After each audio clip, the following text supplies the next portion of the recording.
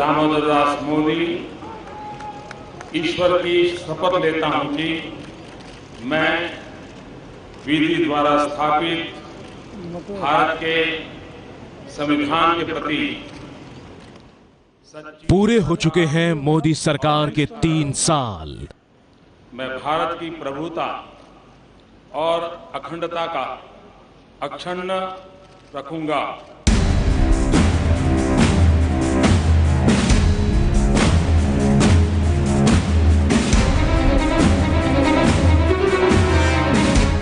इन 3 साल में मोदी सरकार के मंत्रियों ने कैसा किया काम? एबीपी न्यूज पेश कर रहा है 3 साल के कामकाज के आधार पर नरेंद्र मोदी के 24 मंत्रियों की रेटिंग। ये रेटिंग 50 विशेषज्ञों की टीम ने दी है।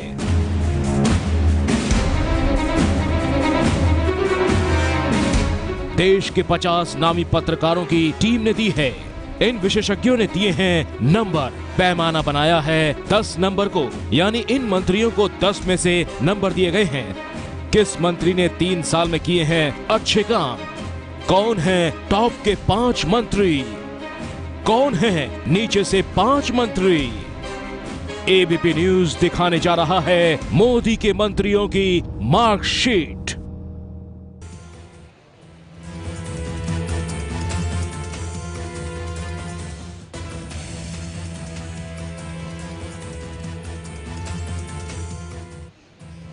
मोदी के मंत्री पास या फेल। नमस्कार, आप देख रहे हैं हमारी खास पेशकश। मैं हूं आपके साथ चित्रा त्रिपाठी।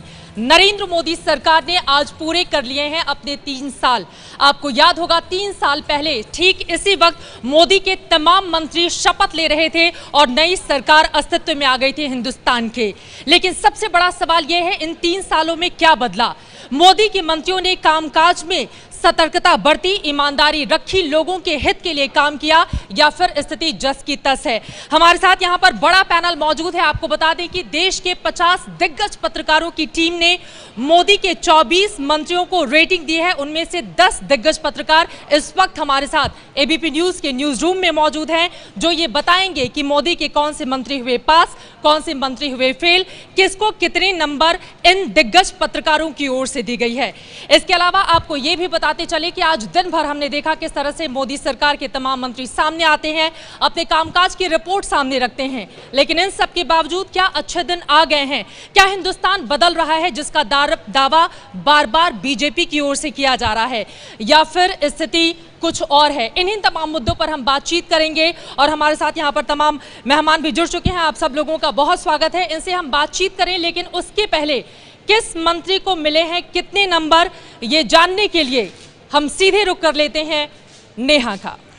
तो मोदी सरकार के मंत्रियों में सबसे अच्छा परफॉर्म करने वाले मंत्री कौन से रहे? किस मंत्री ने किया सबसे बेहतरीन काम? आइए उस मंत्री का नाम हम आपके सामने रखते हैं। मोदी सरकार के टॉप 5 मंत्री में पहले नंबर पर हैं सड़क परिवहन मंत्री नितिन गडकरी। इनका काम सबसे बेहतरीन रहा। हमारे 50 पत्रकारों के पैनल ने इन्हें 6.86 ये नंबर दिए हैं 10 में से, और फर्स्ट डिविजन से पास हुए हैं, आप ये कह सकते हैं। नितिन गडकरी सड़क परिवहन मंत्री हैं और सबसे बेजोड़ काम मोदी सरकार के जितने भी मंत्री हैं उसमें हमारे 50 पत्रकारों के पैनल ने माना कि नितिन गडकरी का काम 6.86 मार्क्स के साथ सड़क और परिवहन के मामले में सबसे बेहतरीन रहा। चित्रा, तो सड़क परिवहन मंत्री की जो गाड़ी है वो सरपट दौड़ रही है। जिस तरह की तस्वीर हमने देखी आंकड़ों के जरिए, और यहाँ पर अशोक वानखेड़ी जी हमारे साथ मौजूद हैं, जिन्होंने 10 में से 10 नंबर दिए हैं नितिन गडकरी को। वजह क्या है इसके पीछे?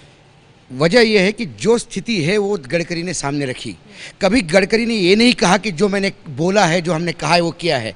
कई जगह थी जब एक्सीडेंट्स बहुत ज़्यादा हो गए तो उन्होंने कहा कि ये मेरा फेल्यूर रहा है कि मेरे यहाँ एक्सीडेंट ज़्यादा हो गए, लेकिन वो एक बिल पास करने के लिए राज्यसभा में पड़ा है। जैसे ही बिल पास होगा वो एक्सीडेंट कम होंगे। मतलब आपको लगता है जो कहा वो किया? दूसरी बात, ये जो अभी आसाम का पुल जो ये किया, एबीपी के ही प्रोग्राम में उन्होंने कहा कि सिर्फ क्रेडिट हमारा नहीं, कांग्रेस को भी जाना चाहिए, क्योंकि उनके सरकार ने शुरू किया था, साल 2011 में शुरू किया था। बिल्कुल बेबाक बोलने वाला मंत्री और काम करवा के लेने वाला मंत्री, अधिकारियों को अपने जिसको कहते हैं जूते के नोक पर रख के काम करवाता है, ये उसकी खासियत है। हाँ, कुछ रोड के मामले में ज़रूर प्रॉब्लम ये होती है कि फाइनेंशियल क्लोजर्स नहीं हुए।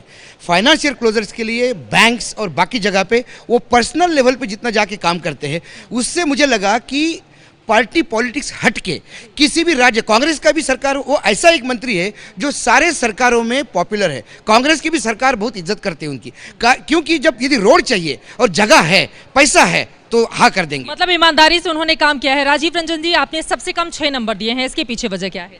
नहीं, मैंने एक्चुअली उनके जो पहले के जो काम हैं, उन्होंने पीडब्ल्यूडी मिनिस्टर रहते हुए महाराष्ट्र में जो काम किया था, उसी काम को आगे बढ़ा रहे हैं। ये अच्छा है कि उनको वहाँ पर जो एक्सपीरियंस था, उसी एक्सपीरियंस को केंद्र में भी करने का मौका मिल रहा है। लेकिन अभी तक जो ये 3 साल है, इसमें जो पिछली सरकारों के जो वादे थे और जो उस पर काम चल रहा था, उसी को उन्होंने आगे बढ़ाया है। अभी चूंकि 3 साल कम है, आने वाले समय में जब उनके जो अपने काम हैं वो जब दिखेंगे तो ये मार्क्स में आप बढ़ा देंगे। आप कुछ जी जल्दी। पोर्ट्स, पहली बार पोर्ट्स इस देश में प्रॉफिट में आए, 6 के 6 बड़े पोर्ट प्रॉफिट में लाना, ये पहले गडकरी जब महाराष्ट्र में थे तो उनके पास पोर्ट नहीं था।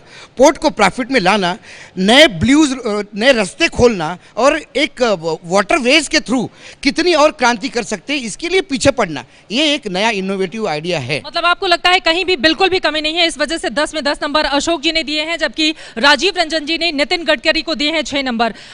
आपने कितने नंबर दिए और आपको क्या लगता है कि नितिन गडकरी 10 में 10, जैसा कि अशोक वानखेड़े बता रहे हैं कि कहीं पर कोई भी कमी नहीं है, ऐसी स्थिति है क्या? नहीं, देखिए, निश्चित तौर पर अगर मोदी सरकार के मंत्रियों में अगर हम मार्किंग करेंगे तो नितिन गडकरी का नाम सबसे पहले पे आएगा। मैंने भी उनको 9 नंबर दिए हैं और मैं 1 नंबर अगर उनका सिर्फ काट पाया तो सिर्फ इस बात पे काट पाया कि जो पुराने प्रोजेक्ट्स चल रहे थे उनको ठीक कराने में भी कुछ ना कुछ उनकी पसंद नापसंद कुछ मामलों में हावी रही है। सिर्फ इस बात का 1 नंबर काट पाया, बाकी जो परफॉर्मेंस की बात है ये बात मैं बिल्कुल। आपने 9 नंबर दिए हैं। कमर आगा साहब, मैं आपके पास आना चाहूंगी, आपने कितने नंबर दिए हैं और क्या आपको लगता है कि सही कामकाज चल? 7 नंबर उनको दिए हैं, लेकिन मैं बड़ा कंजर्वेटिव हूँ नंबर देने में। उनका काम बहुत अच्छा है। उनकी सबसे अच्छी बात यह है कि न केवल इंडिया के अंदर रोड, पोर्ट्स और इन सब की बात की, उनका जो इनिशिएटिव चाबहार पोर्ट को लेके है ईरान में, जिससे वो अफगानिस्तान को कनेक्ट कर रहे हैं, और दूसरी तरफ अब चाबहार सेंट्रल एशिया से कनेक्ट हो जाएगा। अगर ऐसा हो जाएगा तो भारत को सेंट्रल एशिया पे जाने का सीधा रास्ता मिल जाएगा। कांदला पोर्ट भी डेवलप हो रहा है, जो कि तकरीबन 700 किलोमीटर दूर है चाबहार पोर्ट से। तो पाकिस्तान ने हमारा रास्ता रोक रखा था, अब हमको एक नया रास्ता मिल जाएगा। मैं उनकी बहुत रिस्पेक्ट करता हूँ, उनके जो काम है उनकी मैं बहुत सराहना करता हूँ। नंबर में मैं थोड़ा सा कंजर्वेटिव हूँ। चलिए, लेकिन 7 नंबर फिर भी फर्स्ट डिवीजन यहाँ पर कमर आगा साहब ने भी पास कर दिया है नितिन गडकरी को। और नितिन गडकरी इस लिहाज से, यानी कि कामकाज के मामले में मोदी सरकार में बने हैं नंबर 1 मंत्री।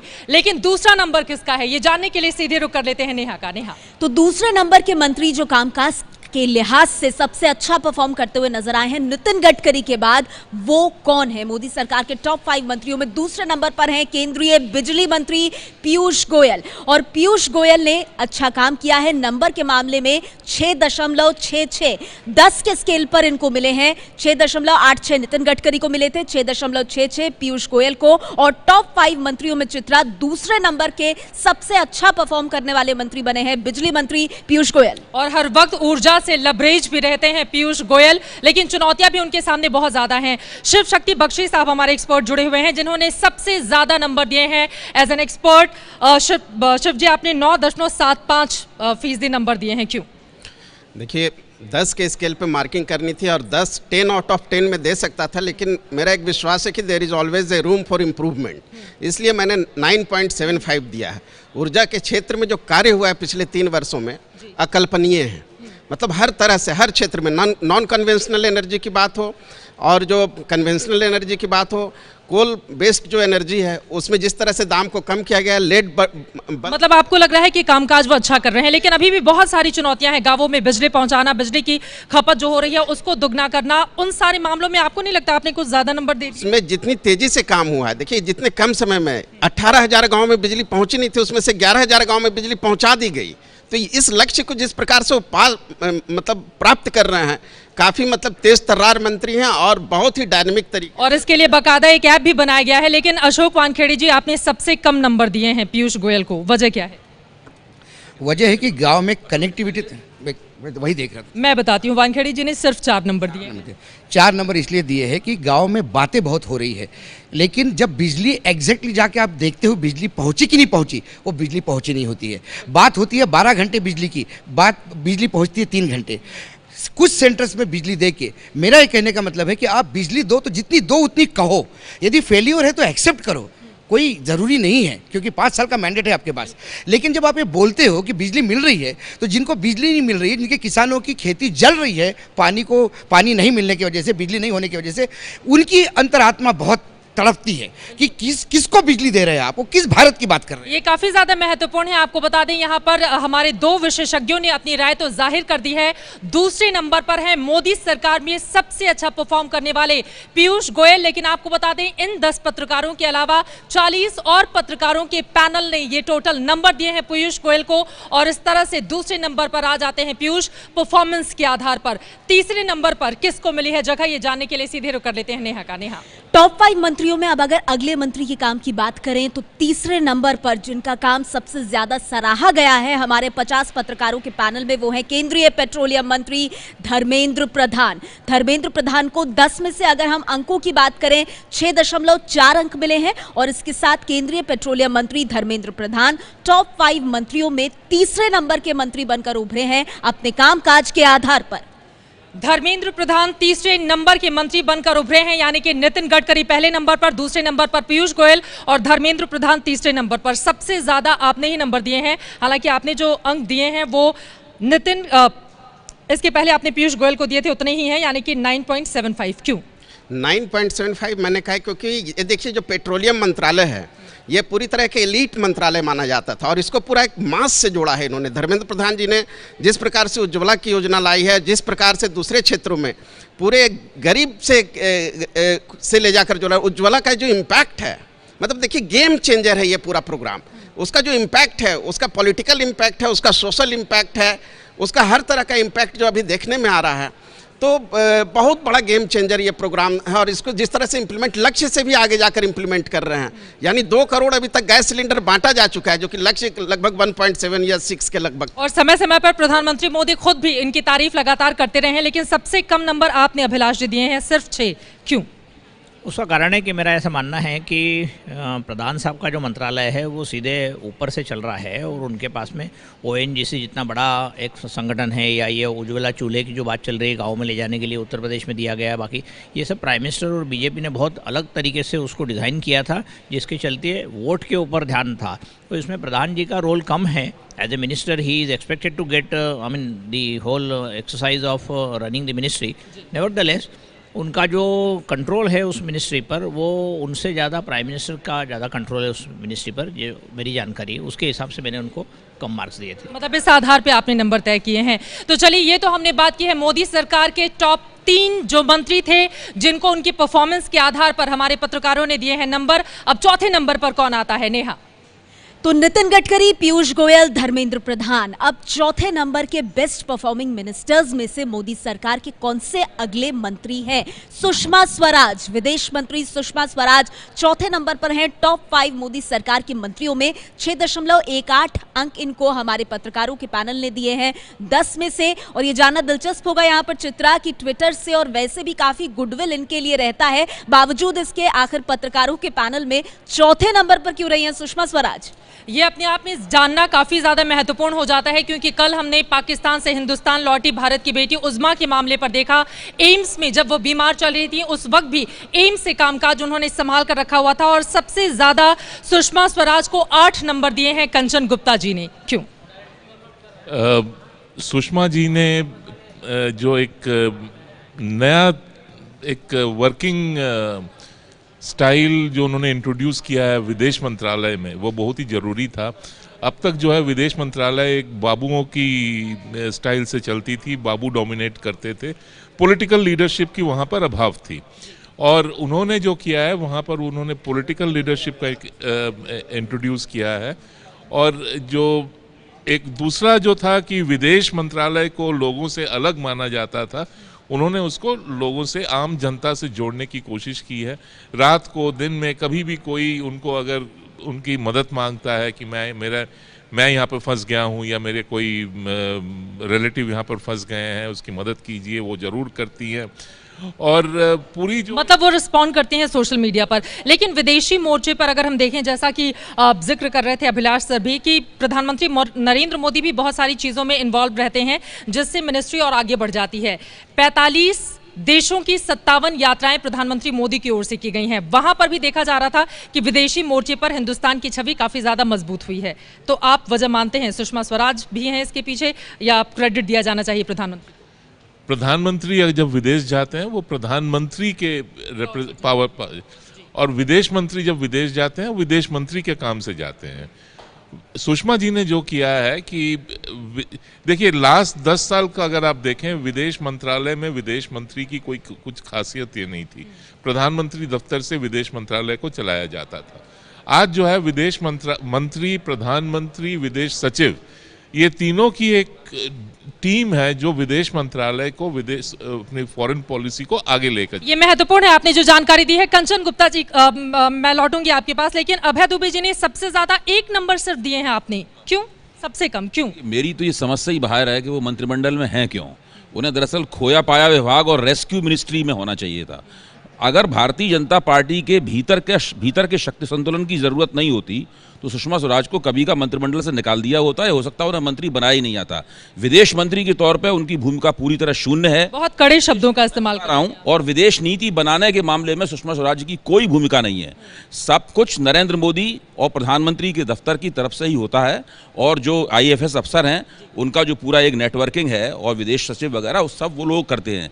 सुषमा स्वराज की कोई भूमिका नहीं है विदेश मंत्री में। चलिए, ये हमारे पत्रकारों की अलग अलग राय है। लौटूंगी समय आप लोगों के पास, लेकिन टॉप 5 में 5वें नंबर पे कौन सबसे सफल मंत्री हैं, ये जानने के लिए एक बार फिर से रुक कर लेते हैं नेहा का। नेहा, तो 4 मंत्रियों के बारे में हमने आपको बता दिया। टॉप 5 मिनिस्टर्स में से 4 मंत्री कौन है। अब अगर 5वें पायदान की बात करें तो वित्त और रक्षा मंत्री अरुण जेटली, जी हाँ, ये 5वें नंबर पर है। बेहतरीन काम करने वालों में 6.17 अंक इनको मिले हैं। बस थोड़े से अंकों से सुषमा स्वराज से पीछे रह गए हैं। और टॉप 5 मंत्रियों में 5वां स्थान है वित्त और रक्षा मंत्री अरुण जेटली का। 2013-14 के मुकाबले 1.5 गुना की वृद्धि हुई है अर्थव्यवस्था में, और भी कई बड़े निर्णय आर्थिक मोर्चे पर लिए गए हैं सरकार की ओर से, और सबसे ज्यादा नंबर दिए हैं जेटली को अनिल आनंद साहब ने। क्यों सर? सबसे पहला रीज़न तो ये है कि GST में उनका बहुत अच्छा रोल रहा। हालांकि उन्होंने जब वो लीडर ऑफ द अपोजिशन थे तो बड़ा मुस्तैदी के साथ अपोज भी किया था यूपीए सरकार के वक्त में, लेकिन उतनी ही मुस्तैदी के साथ उन्होंने मुतवातर काम किया है इसको एक सक्सेस बनाने के लिए। मुझे लगता है एक वो उनका काफ़ी अचीवमेंट वाला वो क्षेत्र है एक। उसके अलावा अगर डिमोनेटाइजेशन की बात की जाए तो उसको अगर देखा जाए तो नंबर शायद मुझे कुछ कम करने चाहिए थे, लेकिन फिर भी उन्होंने अपने केस को बड़ी अच्छी तरह से बखूबी एक वकील की हैसियत से प्लीड किया उन्होंने।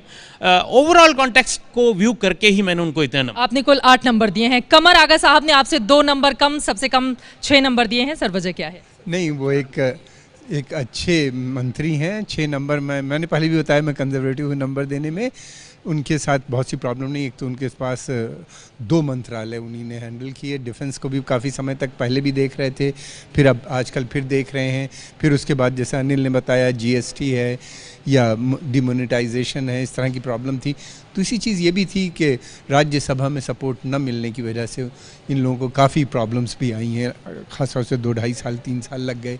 जो पेंडिंग बिल्स पड़े हुए थे उनको पास कराने में, उसमें इनका काफ़ी अच्छा रोल रहा। और वहाँ से सबसे फिर बजट भी हमारा ठीक रहा। इकोनॉमिक ग्रोथ भी 7% के लगभग है। तो what else you want, you know. I think बहुत अच्छी उनकी परफॉर्मेंस है। Is a very fine minister. Access भी उनकी अच्छी है, लोगों से मिलते भी हैं ढंग से और उनके पास पहुंचा भी जा सकता है। ओवरऑल उनकी परफॉर्मेंस मेरे हिसाब से काफ़ी अच्छी है। काफ़ी ठीक है। लौटूंगी समय आपके पास। यहाँ पर हमने बेहतरीन प्रदर्शन करने वाले टॉप 5 मंत्रियों की बात की, किसने मोदी सरकार में रहते हुए पिछले 3 सालों में सबसे अच्छा किया है प्रदर्शन। लेकिन वो मंत्री कौन है जो रहे सबसे ज्यादा फिसड्डी, सबसे कम नंबर मिला है किस मंत्रालय को, और वो चेहरे कौन कौन से हैं। और आपको बता दें, इस अंक का पैमाना इस आधार पर हमने तय किया है। हमारे जितने भी 50 एक्सपर्ट मौजूद थे उनकी ओर से सबसे कम यानी कि 10 में से 5 नंबर जो दिए गए उसके आधार पर यह आंकड़ा हमने निकाला और फिर उन्हें बताया सबसे फिसड्डी। हमारे पास इस वक्त 10 पत्रकारों का बड़ा पैनल मौजूद है जो अपनी राय जाहिर कर रहा है कौन पास कौन फेल और उसके पीछे वजह कौन है। लेकिन अब आगे बढ़ते हुए आपको दिखाते हैं मोदी सरकार के वो कौन कौन से मंत्री हैं जो काम के मोर्चे पर पूरी तरह से फेल साबित हुई। और ये जानने के लिए सीधे रुक कर लेते हैं नेहा का। नेहा, तो सबसे खराब प्रदर्शन करने वाले 5 मंत्रियों की हम बात करें उससे पहले आइए जल्दी से टॉप 5 मंत्रियों पर नजर डाल लेते हैं। मोदी सरकार के सबसे बेहतरीन 5 रत्न अगर कहें 5 मंत्री, तो उसमें पहला नाम केंद्रीय सड़क परिवहन मंत्री नितिन गडकरी का। इन्हें सबसे ज्यादा 6.86 नंबर मिले हैं 10 में से। 50 पत्रकारों के पैनल ने इनको फर्स्ट डिवीजन से पास किया। दूसरे नंबर पर पीयूष गोयल आते हैं, बिजली मंत्री हैं देश के, और 6.66 अंक इनको मिले हैं दूसरे नंबर के मंत्री। तीसरे नंबर पर परफॉर्मेंस के मामले में केंद्रीय पेट्रोलियम मंत्री धर्मेंद्र प्रधान आते हैं, 6.4 अंक इनको मिले हैं और तीसरे नंबर के बेहतरीन मंत्री ये मोदी सरकार में साबित हुए हैं। चौथे नंबर पर विदेश मंत्री सुषमा स्वराज का नाम है। अंकों के मामले में सुषमा स्वराज को 6.18 अंक मिले हैं 10 में से। 5वें नंबर पर देश के रक्षा और वित्त मंत्री अरुण जेटली आते हैं और इनको 6.17 अंक मिले हैं 10 में से। ये मोदी सरकार के टॉप 5 मंत्री थे। अब इसके बाद बॉटम 5 मंत्रियों की बात कर लेते हैं, यानी मोदी सरकार के मंत्रियों की सूची में सबसे खराब काम करने वाले आखिर के 5 मंत्री कौन है। देखिए, इसमें जो पहला स्थान मिला है वो मिला है खाद्य प्रसंस्करण मंत्री हरसिमरत कौर बादल को। इनकी परफॉर्मेंस सबसे खराब रही है, सिर्फ 3.87 अंक इनको हमारे पत्रकारों के पैनल ने दिए हैं। 5 से नीचे आपको बता दें जिन भी मंत्रियों को अंक मिल रहे हैं वो हमारी कसौटी पर हुए हैं फेल, और चित्रा हरसिमरत कौर बादल की परफॉर्मेंस 3.87 अंकों के साथ सबसे खराब रही है मोदी सरकार में। आंकड़ा देखकर यही कहा जा सकता है, ऐसा लग रहा है कि अपनी पंजाब वाली सोच से वो बाहर नहीं निकल पाए पूरे देश में, और यही वजह है कि इतने कम नंबर और सबसे फिसड्डी मंत्रियों में हरसिमरत कौर रही पहले नंबर पर। राजीव जी, आपने सिर्फ 3 नंबर दिए हैं, क्यों? जी, क्योंकि वो उतनी सक्रिय नहीं रही। दिल्ली के अलावा जब पंजाब का चुनाव था तो चुनाव के समय तो सक्रिय थी पंजाब में, लेकिन पंजाब से बाहर वो नहीं निकल पाई, अपने आप को नहीं निकाल पाई। और उनका जो काम था, एक अगर देखें तो अमेठी में राहुल गांधी के आमने सामने जो मेगा फूड पार्क के लिए जो हुआ था, उसके अलावा उनका कोई काम दिखता नहीं है, इसलिए मैंने इसे दिया। इसलिए आपने 3 नंबर दिए हैं। हरसिमरत कौर सबसे ज्यादा खराब परफॉर्मेंस वाले मंत्रियों में रही हैं, मंत्री नंबर 1 यानी कि पहले नंबर पर। दूसरे नंबर पर किसको मिली है जगह, ये जानने के लिए एक बार फिर से चलते हैं नेहा के पास। तो जाहिर सी बात है, जो मंत्री हमारी इस लिस्ट में आ रहे हैं उनके लिए बहुत अच्छी बात नहीं होगी। हरसिमरत कौर बादल के बाद जो दूसरी मंत्री है, अब आप थोड़ा अंदाजा इससे लगा लीजिए, दूसरी मंत्री है वो है केंद्रीय जल संसाधन मंत्री उमा भारती। इनकी परफॉर्मेंस भी काफी खराब रही है, टॉप 5 में दूसरे नंबर पर है। 3.88 मार्क्स इनको दिए गए हैं और गंगा सफाई अभियान को लेकर लगातार इनके ऊपर सवाल भी उठते रहे हैं। वाराणसी जब पहुंचे थे प्रधानमंत्री नरेंद्र मोदी, उन्होंने कहा था मां गंगा ने बुलाया है, और उमा भारती ने भी कहा कि मां गंगा के लिए अपने प्राण तक न्यौछावर मैं कर सकती हूं, लेकिन आपने सिर्फ 1 नंबर दिए हैं उनको। देखिए, उनके प्राणों से अगर काम चलता तो वास्तव में गंगा कभी की साफ हो चुकी होती। समस्या दूसरी है, एक प्रशासक के तौर पर उमा भारती शुरुआत से पूरी तरह से फ्लॉप हैं। जब वो मध्य प्रदेश की मुख्यमंत्री थी तब वो पूरी तरह फ्लॉप थी, अब वो केंद्र में मंत्री हैं, पूरी तरह फ्लॉप हैं, और अपने मन का विभाग मिला हुआ है, एक ऐसा विभाग जो उनकी जो आध्यात्मिक पक्ष है उसको स्पर्श करता है, लेकिन उसके बावजूद उस दिशा में कोई भी कदम नहीं उठा पाए। एबीपी चैनल ने एक कार्यक्रम किया था, उस कार्यक्रम में ही जो तमाम संत वगैरह आए थे उन्होंने उमा भारती को उस कार्यक्रम में ही उधेड़ दिया था और ठीक से उसका जवाब नहीं दे पाई थी उनकी बातों का। वजह क्या है, आपको क्यों लगता है कि वो काम नहीं कर पा रही थी? बहुत कठिन काम है गंगा की सफाई करना और देश की नदियों की सफाई करना, ये बहुत ही कठिन काम है। उसके लिए जितना सक्रिय, ऊर्जावान और नियोजित तरीके से चलने वाला और आधुनिक दिमाग का मंत्री चाहिए, वो है नहीं। वो है नहीं। आपने 3 नंबर दिए हैं उन्हें। मेन वही है, क्योंकि नमामि गंगे जो उनका एक मुख्य मुद्दा है जिसके साथ वो चल रही हैं, और उसमें बजट भी बहुत ज़्यादा है, 5 गुना ज़्यादा है। 4 करोड़ पहले होता था गंगा सफाई अभियान को लेकर के, आज 20,000 करोड़ है। 4,000 करोड़ से 20,000 करोड़ तक हो गया। और उन्होंने पिछले जब 2 साल हुआ था तब उन्होंने कहा था कि 2018 तक आप देखना गंगा जो है दुनिया की सबसे साफ 10 नदियों में से होगी। लेकिन आज जो स्थिति है वो ऐसा नहीं लगता कि अगले साल तक, मतलब 1 साल का समय अभी है, हो सकता है कुछ हो जाए, लेकिन अभी तक ऐसा नहीं दिखता है कि कुछ होने वाला है। इसलिए मैंने, यानी कि ना अविरल निर्मल गंगा हो रही है, और अपने कामकाज के मामले में उमा भारती भी पूरी तरह से फेल साबित हुई हैं। उन्हें मिला है दूसरा नंबर फिसड्डी मंत्रियों में। तीसरे नंबर पर कौन है नेहा? 5 मंत्रियों की हम बात कर रहे हैं, तो उमा भारती, हरसिमरत कौर के बाद जो अगला नाम इस सूची में आ रहा है, सबसे खराब परफॉर्मेंस के मामले में आ रहे हैं केंद्रीय पर्यटन मंत्री महेश शर्मा, और अंकों के मामले में सिर्फ 4.32 अंक इन्हें हमें पत्रकारों के पैनल ने 10 में से दिए हैं। कम उम्र युवा चेहरा, इनको बहुत ज्यादा जिम्मेदारियां दी गई, लेकिन ऐसा लगता है परफॉर्मेंस के मामले में काफी पिछड़ रहे हैं महेश शर्मा। हमारे आकलन में ये फेल साबित हुए हैं। अभय दुबे जी ने आपने इन्हें भी सिर्फ एक ही नंबर दिए हैं, नंबर के मामले में बहुत ज्यादा कंजूसी आपने की है, आपको नहीं लगता? देखिए, बहुत से लोग बहुत इफरात से नंबर दे रहे हैं। दिल्ली विश्वविद्यालय का ज़्यादा नंबर पाने वाले छात्रों की वजह से कबाड़ा हो गया है, कट ऑफ आसमान पे पहुंच गई है। तो पॉलिटिकल कट ऑफ पत्रकारों को नीची रखनी चाहिए। वजह क्या आप बता रहे हैं आप इनके फेल होने के पीछे? इनकी तो सीधी बात यह है कि इन्होंने जो पिछले दिनों वक्तव्य तमाम दिए थे, उन वक्तव्यों से ही पता चलता है कि ये दरअसल मंत्री बनने योग्य नहीं है। ये मंत्री बने हुए हैं, यही नरेंद्र मोदी का इनके ऊपर एहसान है। और जहाँ तक कामकाज का सवाल है, कामकाज में तो मैं उन्हें बिल्कुल सिफर मानता हूँ। कामकाज में बिल्कुल सिफर मार रहे हैं अभय दुबे जी। महेश शर्मा को चौथे नंबर पर कौन है नेहा? देखिए, चौथे नंबर पर जो मंत्री हैं ये कई जगहों पर जाकर अपने मंत्रालय का मतलब भी समझाते हैं, लेकिन ऐसा लगता है जनता तक इनकी बात पहुंची नहीं है। मोदी सरकार में चौथे नंबर पर खराब परफॉर्म करने वाले राजीव प्रताप रूडी ये कौशल विकास मंत्री हैं और अंकों के मामले में 4.46 अंकों के साथ पीछे छूटते हुए, हमारे आकलन में फेल होते हुए प्रदर्शन के आधार पर। शिखर सम्मेलन में भी राजीव प्रताप रूडी आए थे और बहुत सारी बातें उनकी ओर से गिनाई गई थी, लेकिन आपने सिर्फ 3 नंबर दिए हैं। राजकिशोर, देखिए, सबसे बड़ी बात यह है कि ये ऐसा डिपार्टमेंट था जिसमें नरेंद्र मोदी का सबसे ज़्यादा विजन था। उनको लगता था कि वो शख्स जो नीचे के लोग हैं, थोड़ा सा अगर उनमें कुशलता आ जाएगी, कौशल आ जाएगा, तो उनका जीवन यापन ठीक से चल पाएगा। लेकिन उसमें कोई भी रोल मॉडल कहीं दिल्ली में या कहीं जहाँ से जिस क्षेत्र से आते हैं, अपने संसदीय क्षेत्र से ही वो अगर कोई एक ऐसा रोल मॉडल, ऐसा कोई संस्थान तैयार कर पाते जिसपे हम कह पाते। लेकिन ऐसी कोई बात नहीं आ रही। यहाँ तक कि जो कौशल विकास का सर्टिफिकेट लेकर निकले हुए लोगों को लोग 500 रुपये भी ज़्यादा देने को तैयार नहीं है। तो ऐसे कौशल विकास केंद्रों का क्या करे जनता? बिल्कुल, ये अपने आप में है महत्वपूर्ण सवाल। जो गिनाया जा रहा है वो वास्तव में दिखता क्यों नहीं है?